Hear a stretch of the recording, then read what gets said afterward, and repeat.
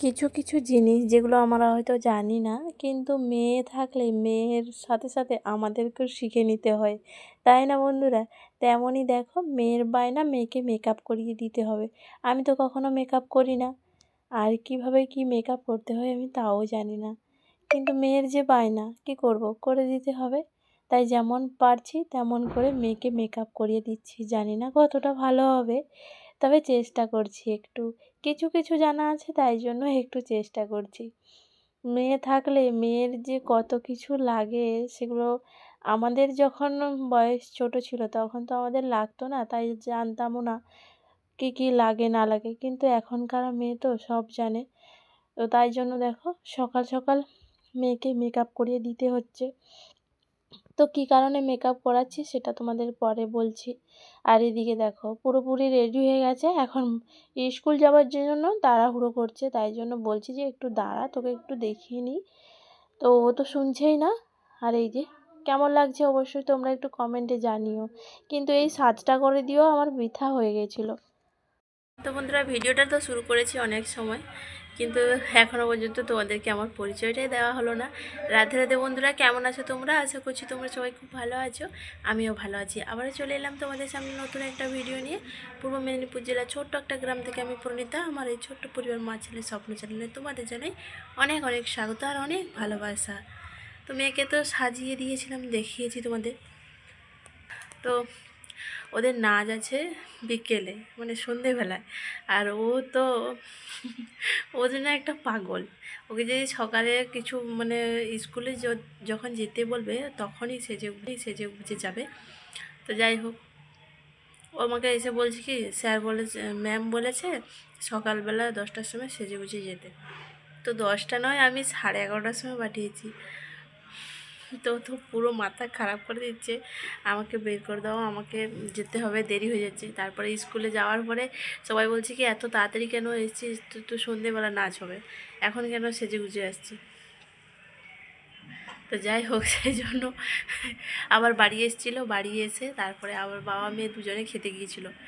ছেলের যেহেতু স্কুলে, ছেলে কিসের জন্য খেতে গিয়েছিলো সেটাই বলা হয়নি। ছেলের স্কুলে 75তম স্কুলের জন্মদিবস ধরা হয়েছিল, তো সেই জন্য মেয়ের নাচ ছিল, মেয়েদের স্কুল থেকে নাচ ছিল। আর সেই জন্য ওর নাচ হবে সন্ধেবেলা। আর ও তো বায়না করে সকালেই রেডি হয়ে গিয়েছিলো, তো আবার ওকে ঘুরে আসতে হয়েছিল। তো ঘুরে এসে আবার বাবা মেয়ে দুজনে মিলে খেতে গিয়েছিলো। ছেলের স্কুলে যেহেতু গার্ডিয়ান হিসাবে মানে নেমন্তন্ন ছিল, সেই জন্য তার বাপি গিয়েছিল। আর মেয়ে তো স্কুল পাশাপাশি, হাই স্কুল প্রাইমারি স্কুল পাশাপাশি, সেই জন্য মেয়ের স্কুলেও মানে খাওয়ার নিমন্ত্রণে ছিল, তাই মেয়েও গেছিলো। তো ওরা তিনজনেই গিয়েছিলো আর আমি ঘরে ছিলাম। তাই তোমাদের দাদাভাই দেখো, সেই স্কুলে খাওয়া দাওয়া করে এসছে আর আমার জন্য মুগ সিদ্ধি নিয়ে এসছে।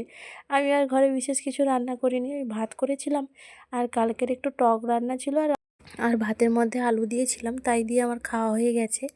আর এখন খাওয়া দাওয়া করে একটু রোদে এসে বসেছি, কারণ আজকে না ভীষণ উত্তরের বাতাস দিচ্ছে, সেই জন্য এত ঠান্ডা লাগছে। সেই সকালে যা স্নান করেছি, স্নান করে সোয়েটার পরে নিয়েছি, আর জন্য গা থেকে এই সোয়েটার চাদর খুলতেই ইচ্ছে করছে না।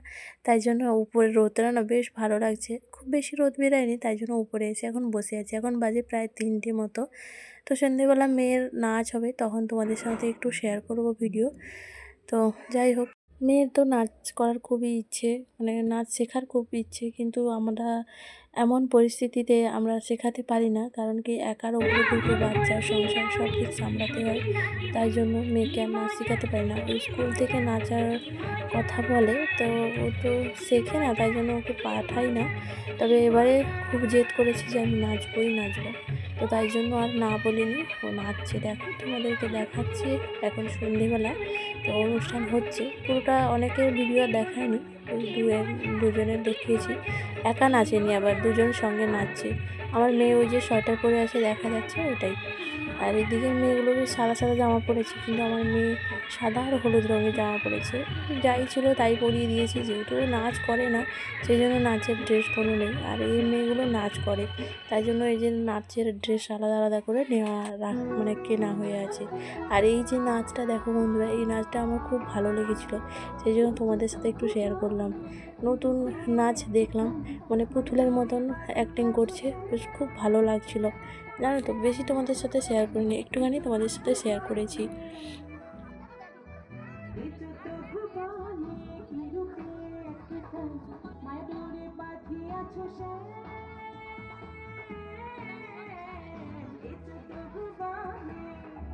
এই মেয়েগুলো না খুব সুন্দর নাচ করে, জানো তো। এরা সবসময় প্রত্যেকটা জায়গায় নাচ করে, আর এরা হয়তো নাচ শেখে, তো আমি সঠিক জানি না। আর ওদের স্কুলে প্রায় অনুষ্ঠান হয়, তো এই মেয়েগুলো সবগুলোই নাচ করে।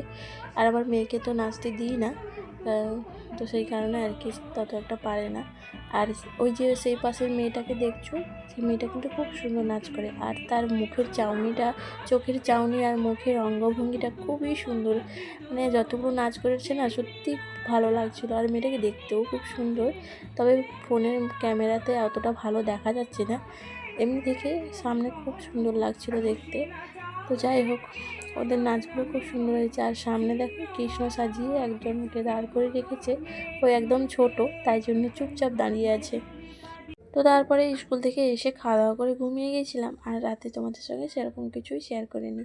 আর ফিরে এলাম তারপরের দিন এই যে সকাল থেকে আর কোনো ভিডিও করিনি। এই যে বিকেলে দেখো ওপরে এসেছি, বেশ কিছুগুলো জামা ধুয়েছিলাম সেগুলো তুলতে এসেছি। এই শীতের চাদর টাদরগুলো ধুয়ে দিয়েছিলাম, ওগুলো তুলতে এসেছি।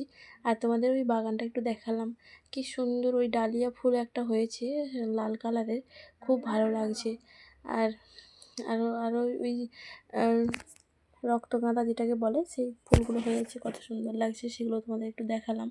তারপরে জামা কাপড় তুলে নিয়ে নিচে চলে এলাম। নিচে এসে সন্ধ্যের কাজগুলো তো সারতে হবে, সেই জন্য ঘরটাকে ঝাঁট দিয়ে নিচ্ছি। আর ওদিকে মনে হয় ছেলেটাকে বকছিলাম, ছেলেটার সঙ্গে এত বকা দিতে হয় কি বলবো বন্ধুরা, সারাক্ষণ ওকে না বকলে মানে হয়ই না, এত বদমাইশি করে কি বলবো। তো যাই হোক, এদিকে ঘর টরটা ঝাঁট দিয়ে নিচ্ছি। আর ওই যে সেই সোয়েটার পরেই আছি, মানে সোয়েটারটা আমি যবের থেকে নিয়েছি তবের থেকে বেশিরভাগ তো পরেই থাকি, কারণ কি এত ঠান্ডা লাগে তাই জন্য।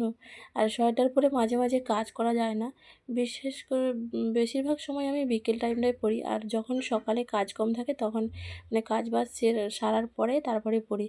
তো যাই হোক, আবার সন্ধেবেলা দেখো চা করে নিয়েছি 3 জনের জন্য। ছেলে তো স্কুলে চলে গেছে, ও আজকেও নাচ আছে, মানে গান হচ্ছে আজকে, তো সেই জন্য আমরা 3 জনেই চা খেলাম। আমার মেয়ে দেখো এখনোই নাচ করছে।